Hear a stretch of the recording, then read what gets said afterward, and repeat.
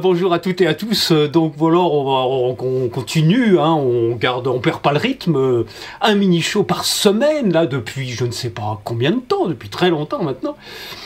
Donc alors, qu'est-ce qu'on va mettre une petite musique, on va mettre une musique qui s'appelle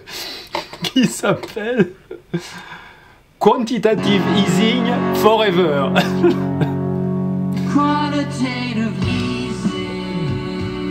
The Sunrise Highway. A dream that never ends. Un rêve qui ne s'arrêtera jamais. Quantitative easing. Alors oui, parce que bon, vous avez vu quand même le grand événement de la semaine là, c'est hier. Monsieur Mario Draghi qui a, ça y est, pris la décision. Bon, faut dire que François Hollande avait un petit peu vendu la mèche l'autre jour. Bon, en théorie, normalement, dans un discours devant des chefs d'entreprise, François Hollande a dit, c'était, je sais plus quand, mardi, il a dit, donc on sait maintenant que dans quelques jours, Mario Draghi va faire du quantitative easing, la Banque Centrale Européenne. Puis en fait, c'était pas prévu qu'il le dise à ce moment-là. Bon. Enfin bref, on s'en fout. Le fait est que Mario Draghi va faire du quantitative easing, comme l'Angleterre, comme les États-Unis, comme tout le monde. Il va rajouter de l'argent. Alors, d'abord, ce qu'il faut bien comprendre, c'est que le quantitative easing, ce n'est pas la planche à billets. Le quantitative easing ne rajoute pas d'argent dans l'économie. Vos prix ne vont pas augmenter à cause du quantitative easing. Si vos prix à la consommation augmentent, il y a d'autres raisons, mais ça n'est pas parce qu'il y a de la nouvelle monnaie qui est injectée dans l'économie. Pas du tout, c'est pas ça. Le quantitative, ça n'est pas de la création de monnaie pour la dépense. Ça n'est pas de la création de monnaie qui va tomber dans vos poches. S'il y avait de la création monétaire, vous auriez tous plus d'argent. Plus d'argent. Ce qui n'est pas le cas. Alors, qu'est-ce que c'est que le quantitative easing? Qu'est-ce que c'est 1100 et quelques milliards que la Banque Centrale Européenne va injecter sur l'année qui vient? 60 milliards par mois, il a dit Super Mario. C'est quand même énorme. Donc c'est quoi ça, où il va tout ce pognon? Il va dans les bilans des banques secondaires, dans les bilans des banques commerciales, dans le bilan de vos banques au coin de la rue où vous croyez avoir votre argent. Comment ça marche? Le métier de banquier, c'est de fabriquer du crédit. Le métier de la banque, une banque, c'est une usine à fabriquer du crédit. C'est-à-dire, pour ceux qui viennent prendre du crédit à la banque est une machine à fabriquer de l'endettement. Quand vous allez à la banque prendre un crédit, vous vous endettez. Vous vous endettez pas envers quelqu'un d'autre. Vous vous endettez pas envers un créditeur qui vous prête de l'argent. Vous vous endettez envers une banque qui crée de l'argent à partir de rien pour vous le donner. Le résultat elle-même, vous êtes endetté. Vous devez de l'argent à quelqu'un. Sauf que la personne qui vous, entre guillemets, avec des gros guillemets, vous prête de l'argent, n'a rien produit d'abord en amont. Si cette personne, cette banque a de l'argent, c'est parce qu'elle a le pouvoir exorbitant de le créer par une écriture comptable. Il n'y a pas de production, il n'y a pas d'épargne, il n'y a pas d'économie, il n'y a pas quelque chose qui a été vendu, qui a rapporté cet argent. Non, il n'y a rien qui a été vendu, il y a zéro production, il y a une oisiveté totale derrière l'enrichissement par le crédit bancaire. Bon, ça, faut que ce soit clair. Alors, maintenant, la Banque centrale, quand elle crée, quand elle fait du quantitative easing, qu'est-ce qu'elle fait? Deuxième morceau, qui s'appelle aussi quantitative easing. C'est vrai, c'est vrai. Quantitative easing. Je sais pas qui. Je sais pas le nom du groupe, mais bon, je cherche. Donc, deuxième partie. qu'est-ce qui se passe? Le problème d'une banque, c'est que quand on a créé du crédit et qu'on a distribué de l'argent dans la nature, ça crée un actif, la reconnaissance de dette de la personne qui s'est fait créer de l'argent. Elle a signé un papier, elle a signé une reconnaissance de dette. L'emprunteur, c'est pas un emprunteur puisqu'il prend de l'argent qui n'existait pas avant. Mais bref, il a signé un papier, une reconnaissance de dette. Cette reconnaissance de dette-là, ça a une certaine valeur. Ça a la valeur du crédit que la banque a émis. Eh bien, ce papier-là, il figure à l'actif de la banque. C'est à elle. Et là, le problème, c'est que quand on est en crise comme en ce moment, il y a des gens qui ont emprunté de l'argent qui ne peuvent pas le rembourser. Résultat, l'actif de la banque, il perd de sa valeur. Si vous êtes banquier et que vous avez créé de l'argent pour 100 personnes, vous avez créé 100 fois 1000 euros. Vous avez créé 100 000 euros pour des gens qui ont eu besoin d'autorisation de découvert ou d'acheter une maison ou peu importe, ou de refaire leur cuisine. Vous avez créé 100 fois 1000 euros. S'il y en a 20 sur ces 100-là qui ne vous remboursent pas les 1000 euros, votre actif, il vaut plus 100 000, il vaut 80 000 seulement. Vous avez perdu 20 000. Or, dans un bilan comptable, comme dans le bilan d'une entreprise, il faut qu'il y ait un minimum de capital propre pour compenser les éventuelles pertes d'exploitation. C'est-à-dire, par exemple, un actif qui se dévalorise. Si vous avez, je ne sais pas, 100 tonnes de riz, vous êtes marchand de riz, mettons, vous avez un stock de riz dans un hangar, vous avez 100 tonnes de riz, et puis vous avez, sur les 100 tonnes, vous avez 20 tonnes de riz qui pourrissent. Donc votre actif, il vaut plus 100 tonnes de riz, il vaut plus que 80 tonnes de riz. Et si à votre capital, vous avez seulement 10 tonnes, l'équivalent de 10 tonnes de riz, eh bien c'est la définition de la faillite. Parce que votre capital ne peut plus couvrir vos pertes d'exploitation, vos pertes potentielles sur votre actif. Si vous revendez tout votre actif et tout votre capital, vous ne récupérez pas l'argent que vous aviez au départ. Donc vous êtes en faillite. Vous comprenez le principe? Donc, pour un banquier, c'est pareil. Si ses actifs se dévalorisent de 10% et qu'il a seulement 5% de capital pour couvrir ses dévalorisations, il est en faillite. Et c'est ça qui se produit.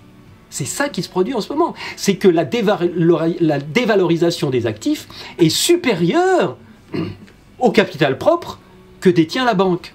Pourquoi? Parce qu'il y a les ratios de Bâle et que le ratio de Bâle, en ce moment, c'est entre 3 et 4%. Il prévoit d'aller à 8% en 2019, avec Bâle 3. Mais pour l'instant, non. C'est une toute petite partie des pertes potentielles qui est couverte par du capital. Résultat, les 3/4 des banques sont en faillite, forcément, puisqu'il faut réévaluer en permanence la valeur des actifs. Et comme il y a plein de gens qui ne remboursent pas, comme il y a plein de défauts, la valeur des actifs diminue. Et ça, le banquier, il doit le déclarer tous les ans. S'il a perdu 10% sur ses actifs, il doit le déclarer en perte d'exploitation. Et s'il les déclare, il est en faillite. Et ça, on ne peut pas le permettre, c'est pas possible, puisque les banques sont trop grosses pour faire faillite, too big to fail. Donc, résultat, le quantitative easing, c'est destiné à redonner des chiffres qui ne représentent pas une dette, qui ne représentent pas un actif risqué que quelqu'un doit rembourser. C'est de la monnaie, ce sont des chiffres émis à partir de rien par la banque centrale, qui sont donnés aux banques commerciales pour couvrir les pertes potentielles en capital qu'elles ont à leur actif. Et en échange, la banque centrale récupère ces actifs pourris qui ont perdu 5, 10, 15, 20% de leur valeur. Et ces actifs-là, qui sont repris, qui sont sortis du capital, qui sont sortis, de l'actif des banques commerciales, des banques secondaires, il vient à l'actif de la banque centrale. Et en échange, la banque centrale paye avec de la monnaie nouvelle. Donc c'est pas de la monnaie qui va dans l'économie, ça. C'est de la monnaie qui va sur le bilan des banques. C'est de la monnaie de base. C'est pas les mêmes chiffres que ceux qu'on utilise nous. Nous, ce qu'on utilise, c'est la monnaie de crédit. C'est la monnaie qui est créée par les banques secondaires, seulement par les banques secondaires. On n'utilisera jamais la monnaie qui est issue du quantitative easing de la banque centrale. Jamais cette monnaie-là n'ira dans l'économie réelle. C'est pas la même monnaie. Monnaie de base, monnaie secondaire. Monnaie de base émise par la banque centrale pour les banques, pour la comptabilité bancaire, monnaie secondaire émise par les banques commerciales, les banques secondaires, sous forme de crédit, sous forme d'endettement de tout le reste de la population. Tous les ANB, les agents non bancaires, nous, les entreprises, les administrations, les États, tout le monde est endetté vis-à-vis du secteur bancaire, qui a le privilège régalien de créer la monnaie secondaire. Bon, donc là, ce que vous comprenez, ce qu'il faut bien comprendre maintenant, c'est que le quantitative easing, ça n'est pas de la monnaie qui va dans l'économie réelle. Par contre, c'est prendre parti dans la lutte colossale et permanente entre, d'une part, les créditeurs, c'est-à-dire ceux qui ont des économies monétaires, qui ont un petit peu trop d'argent au point d'être obligés d'en placer pour récupérer une partie de ce qu'ils perdent par le quantitative easing en particulier, et puis, d'autre part, les débiteurs qui n'ont pas assez d'argent, qui sont obligés d'être à découvert le 15 du mois, ou qui sont obligés d'emprunter parce qu'ils n'ont pas pu faire d'économie pour acheter leur maison ou refaire leur cuisine. Donc il y a une lutte millénaire entre les gens qui ont beaucoup d'argent et les gens qui n'en ont pas assez. On pourrait dire entre les riches et les pauvres, pour simplifier. Et donc, le quantitative easing prend parti ouvertement, il suffit d'y réfléchir un peu, pour que les débiteurs soient toujours débiteurs, qu'ils soient toujours obligés de rembourser l'argent qu'ils ont reçu sous forme d'un endettement en fausse monnaie, en monnaie qui n'a jamais été couverte par une production précédente. Les débiteurs sont toujours forcés de rembourser leurs dettes, puisqu'ils ont bien une dette envers la banque. Par contre, les créditeurs, eux, ne perdent pas leurs actifs. Quand un débiteur fait défaut à hauteur de 5-10% de l'actif d'une banque, cet actif-là, il va sur le bilan de la Banque centrale et il est toujours valable pour les gens qui le détiennent. Les gens qui le détiennent, ce sont les investisseurs, les grands investisseurs institutionnels, et chacun de nous qui avons une assurance vie, qui des actions, qui des obligations. Donc, le but du quantitative easing, c'est de permettre aux banques de ne pas déclarer leurs pertes d'exploitation en les renflouant au fur et à mesure de la sortie de leurs actifs pourris de leur bilan pour aller sur le bilan de la Banque centrale. On autorise le secteur bancaire à se renflouer à hauteur de 60 milliards tous les mois, de manière à ce que le rapport entre les créditeurs et les débiteurs ne change pas.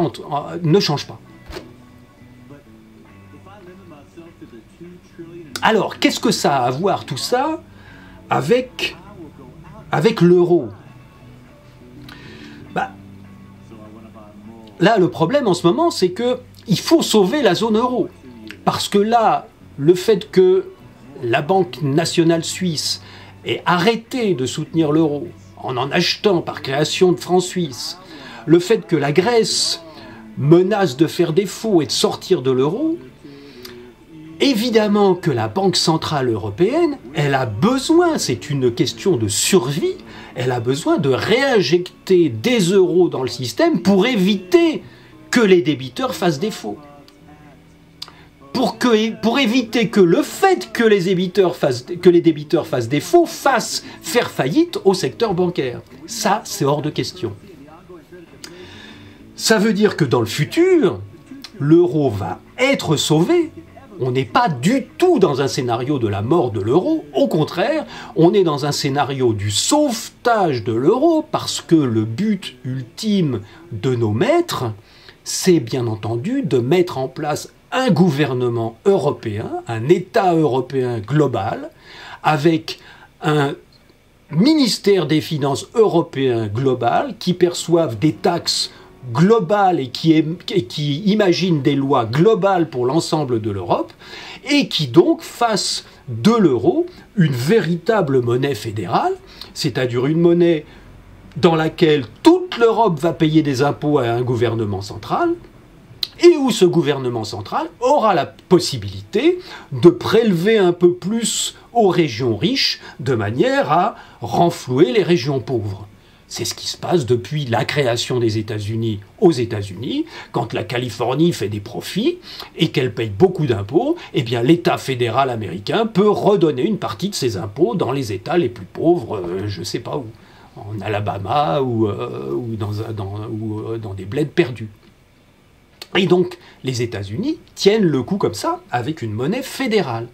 Et donc le but des élites, c'est évidemment de créer un État global fédéral en Europe qui pourra à terme, là, ce sont des gens qui ont des visions à 3, 5, 10 générations à l'avance, et donc dans 10, 20, 50 ans, le gouvernement global de l'Europe et le gouvernement global des États-Unis, ou tout autre gouvernement global qui se sera créé simultanément, pourront, ces 2 ou 3 gouvernements-là pourront fusionner dans un gouvernement mondial. C'est l'objectif affiché. Il n'y a pas de complot, rien n'est caché, c'est parfaitement public. L'objectif affiché, c'est de mettre en place un gouvernement mondial, donc une taxation mondiale, des lois mondiales et un esclavage mondial, évidemment. Donc à nous de comprendre tout ça, hein, c'est pas évident. Alors, juste un petit mot sur ce qu'on pourrait faire si on arrivait, nous, citoyens, à comprendre tout ça et à imaginer ce qu'on peut faire avec 60 milliards par mois. Eh bien, on pourrait tout simplement prendre le chiffre de 60 milliards,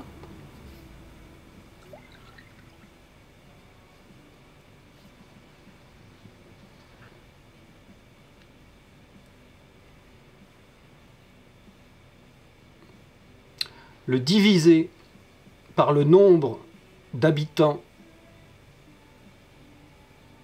de la zone euro,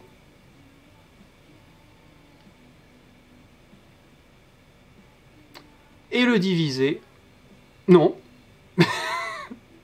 et arrêtez là. 60 milliards par mois pour 334 millions d'habitants, ça fait 179 € chacun. Tous les mois. Qu'est-ce qui se passerait si dans un éclair de génie, M. Mario Draghi disait ça? Ce qui se passerait, c'est qu'au lieu que le quantitative easing aille directement sur les bilans des banques, ce qui permet aux banques de renflouer leurs bilans et donc à nouveau de proposer des crédits immobiliers, des crédits instantanés pour faire de la spéculation boursière, parce qu'une fois que le bilan est remis d'aplomb, évidemment, le petit pourcentage de capital, il suffit largement. Donc on peut réémettre à nouveau du crédit, réendetter tout le monde, et crédit immobilier, crédit instantané pour la spéculation boursière, qu'est-ce qui monte? Les actions boursières et l'immobilier. Qui est propriétaire des actions boursières et de l'immobilier? Les gens qui ont des gros patrimoines, qui ne savent pas quoi faire de leur argent, qui ont des studios ou des maisons partout. Et ben ces gens-là, c'est ceux dont les revenus ont augmenté de 25% par an depuis que la crise a commencé. C'est évidemment le 1% des plus riches. Au lieu de faire ça, Monsieur Mario Draghi, dans un éclair de génie, aurait pu dire « Bon, écoutez, on va donner un chèque de 180 € par mois par personne dans toute la zone européenne. » Alors là, l'effet, il est instantané. Ça relance la demande financière, ça relance la demande monétaire instantanément. Les gens vont se remettre à aller au magasin, à dépenser, à aller au restaurant, ils vont peut-être s'acheter une voiture. Évidemment, il y a une relance instantanée de l'économie réelle par la demande. Puisque en ce moment, si vous pouvez demander à n'importe quelle entreprise et vous lui dites qu'est-ce qu'il vous faudrait en ce moment, qu'est-ce qui vous sauverait, il n'y a pas un entrepreneur, il n'y a pas un chef d'entreprise qui ne va pas vous répondre « Nous, ce qui nous sauverait, c'est des commandes, c'est de la demande, c'est qu'on ait des clients. » Donc là, instantanément, en réinjectant 60 milliards sur tous les citoyens, ça relance la demande dans tous les pays européens. Et évidemment, qu'est-ce qui se passerait pour le reste pour le fruit de cette nouvelle monnaie injectée dans l'économie, dans les poches des gens directement? Cette nouvelle monnaie, elle reviendrait évidemment dans le secteur bancaire. Instantanément, quasi instantanément. Et donc le secteur bancaire pourrait lui aussi profiter de ce quantitative easing for the people. Et je suppose qu'il y a beaucoup de gens qui rembourseraient leurs dettes, ce qui permettrait au bilan des banques d'être beaucoup moins en danger. Donc c'est la proposition que je soutiens. Voilà, je soutiens bien d'autres choses. Je vais soutenir là pendant toute l'année 2015 le système monétaire équilibré qui permet d'accéder soi-même à son propre système monétaire, qui permet d'être indépendant, qui permet de financer, de faire du financement participatif, qui permet d'avoir un revenu de base suffisant pour vivre, quelle que soit la région où on habite. Bon, ça c'est autre chose. Ça c'est construire pour rendre le système existant inutile. C'est une stratégie, c'est la stratégie que nous allons adopter en 2015 ensemble. Mais là, l'occasion rêvée de relancer l'économie et de renflouer les banques, par la même occasion, nous l'avons sous les yeux. Nous l'avons sous les yeux. Alors voilà. On comprend. On comprend. Je sais pas. Il y a un mouvement là, le mouvement du revenu de base, revenudebase.info, allez les voir. Hein. On peut travailler ensemble. Bon, eh bien écoutez, à la semaine prochaine. 2015 va être intéressante.